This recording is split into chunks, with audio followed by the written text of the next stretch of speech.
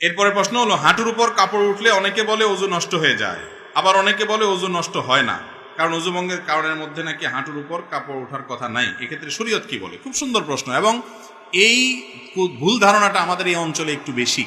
এই অঞ্চলে মানুষের মধ্যে দেখা যায় যে এই ধরনের ধারণা একটু বেশি। হাঁটুর উপরে কাপড় উঠলে বলে যে ওযু চলে গেছে। আসলে কি যায় না। হাঁটুর উপরে কাপড় ওঠার সাথে ওযু যাওয়ার সম্পর্ক, ওযু যাওয়ার সম্পর্ক কিসের সাথে বলেন তো? ওযু ভঙ্গের সাথে। বায়ু আসলো কিনা, পেশাব পায়খানা আসলো কিনা, ঘুমায় পড়ছেন কিনা, এগুলো ওযু ভঙ্গের কারণ। বেহুশ হয়ে গেলেন কিনা, হ্যাঁ, রক্তপুষ পানি বাইর হয়ে গড়ায় পড়ছে কিনা, এগুলো ওযু ভঙ্গের কারণ। ওযু ভঙ্গের কারণ যদি না পাওয়া যায়, তাহলে হাঁটুর উপরে কাপড় ওঠার কারণে কি হবে না, ওযু ভাঙবে।